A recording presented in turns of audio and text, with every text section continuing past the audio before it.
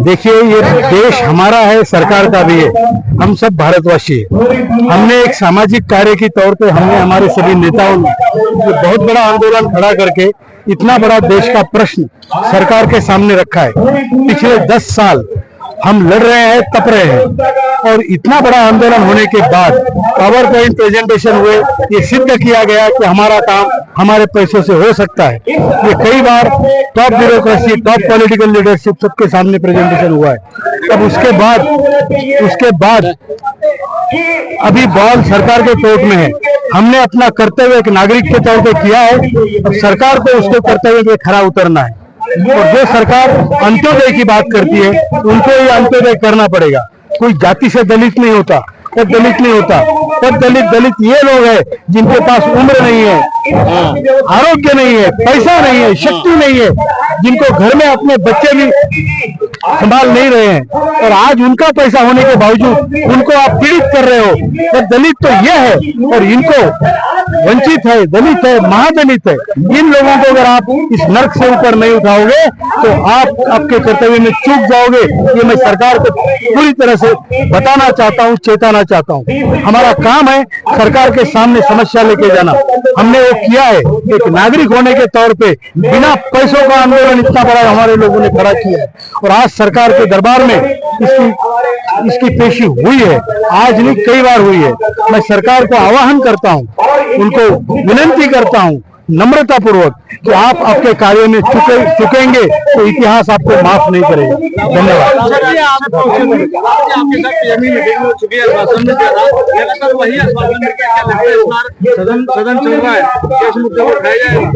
सदन में तकरीबन 100 सांसदों ने अब तक हमारे मुद्दा उठाया है।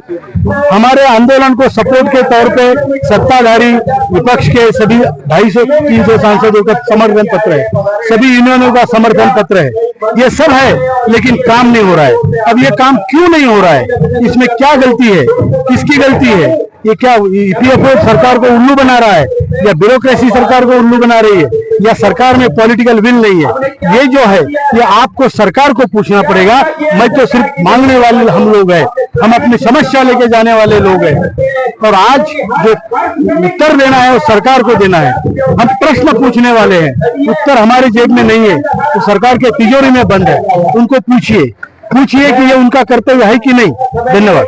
जो सीनियर लेकिन जो बच्चे थे उनको नहीं माना जा, लगातार सवाल वही है कि क्यों नहीं हो रहा है। आपके चैनल को बहुत बहुत धन्यवाद। मैं जहरूप सिंह परिहार, उत्तर प्रदेश कोऑर्डिनेटर।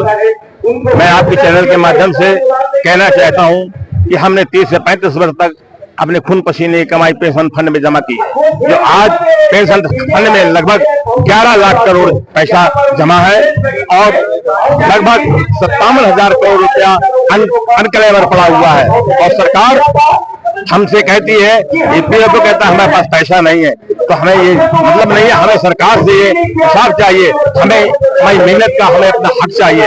हमारी 4 मांगे हैं, 7,500 प्लस दिए, पत्नी को ज्यादा शिक्षा सुविधा जो इसमें शामिल नहीं, उनको शामिल करके उनको जो है पेंशन दी जाए। अगर ये आज हमारा आंदोलन बहुत ही निर्णायक आंदोलन है, अगर सरकार हमारी मांगे नहीं मानती है तो आगे हमारे कमांडर साहब राजावत जी जो भी निर्णय लेंगे, हम बहुत आगे चल करेंगे और हम अपना हक लेकर रहेंगे। ये सरकार हम भूल बहरी, और समझ लीजिए हम लोगों को बात नहीं सुन रही। 8 साल से हम आंदोलन कर रहे हैं, ये लड़ाई लड़ रहे हैं। हमने कई बार जंतर मंतर रामलीला मैदान में हमने आंदोलन किए, और सरकार आश्वासन तो देती है पर हमारा काम नहीं कर रही है। इसलिए हम ये आखिरी आंदोलन है हमारा, बिल्कुल निर्णायक तौर पर है। अगर नहीं करती है, जो भी निर्णय होगा मार पार की लड़ाई करके अपना हक लेकर जाएंगे। कहाँ से आए? कलकत्ता से है। क्या डिमांड है आपकी? पेंशन का डिमांड है। ये जो ईपीएफओ है, इन लोगों ने 300 से पेंशन शुरू किया किसी को।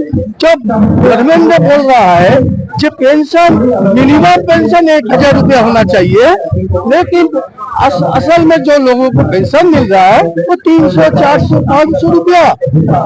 अब जब हमने पूछा है तो वो लोग बोल रहा है कि रिड्यूस पेंशन। अरे गवर्नमेंट जब बोल रहा है जो पेंशन को मिनिमम करो, 1000 रुपया कम से कम सबको दो, और वो बोल रहा है जो तो रिड्यूस पेंशन क्यों रिड्यूस पेंशन नहीं, उसको वॉलंटियर रिटायरमेंट लिया, किसी फैक्ट्री ने बंद कर दिया, इसी ने इन लोगों को पूरा सर्विस नहीं हुआ, इसी ने इनको रिड्यूस पेंशन मिल रहा है। अभी किससे क्या चाह रहे हैं? हम लोग चाहते हैं, हमारा जो डिमांड है वो मूल डिमांड है 7500 उस दिए, और मिनिमम पेंशन जो 7000 होगा उसमें कोई कटलमेंट नहीं होना चाहिए। जो कटलमेंट पहले से 1000 रुपए से कटलमेंट किया है वो कटलमेंट नहीं होना चाहिए। पूरा आदमी को मेडिकल फैसिलिटी देना चाहिए। जो आज देखिए जो लोग हैं ईपीएफओ में, ये लोगों को उम्र देखिए 70-75 साल है, कितना दिन जिएंगे? अरे 5 साल जिएंगे तो इसको मेडिकल तो अभी चाहिए। मेरा लाल मुकुंद मिश्रा, मंडल अध्यक्ष बस्ती और उत्तर प्रदेश का संगठन सचिव हूँ। पहले तो हम सबसे पहले आपके चैनल को धन्यवाद देते हैं कि आपने इस उसमें तकल्लुफ करने का किया। जो है हम लोग जो है देखिए विगत 8 वर्षों से जो है हम लोग यहाँ धरना प्रदर्शन करते चले आ रहे हैं। 7 वर्ष से अधिक हो गया। बुल्डाना में प्रतिदिन जाड़ा हो, गर्मी हो, बरसात हो, ईद हो, बकरीद हो, वहाँ अनवरत धरना प्रदर्शन चलता आ रहा है। हम लोग अनेकानेक बार रामलीला मैदान पर जो है धरना प्रदर्शन किए, जंतर मंतर पर 7वां 8वां बार है जो हम लोग धरना प्रदर्शन किए। माननीय मोदी से हमारा राष्ट्रीय नेतृत्व जो है 2 बार मिला, उनके द्वारा भी ये कहा गया कि हाँ आपकी मांग जायज है और हम जल्दी इस पर करवाते हैं। श्रम मंत्रालय में तो कई बार जो है मुलाकात हुआ, उनसे जो है वार्ता हुआ, मीटिंग हुआ, सब कोई कहते हैं। श्रम मंत्री जी द्वारा अब की बार आए तो हम लोग ये जानते थे कि ये बहुत अच्छे मंत्री हैं, लेकिन इनका भी वही हाल है जो विगत 4-5 मंत्रियों का रहा। और श्रम मंत्री द्वारा या राजनाथ सिंह जी द्वारा या हम लोग तो हर सांसद जी को जो है अपना ज्ञापन दे चुके हैं, हर डीएम को ज्ञापन दे चुके हैं, हर ईओ को ज्ञापन दे चुके हैं, लेकिन सबके द्वारा अप्रत्यक्ष ढंग से यही कहा जाता है कि भैया हम लोग माने कुछ नहीं, माननीय मोदी जी अगर यस कह देंगे तो 2 घंटे में फाइल हमारी अप्रूव्ड है, फाइल चली जाएगी।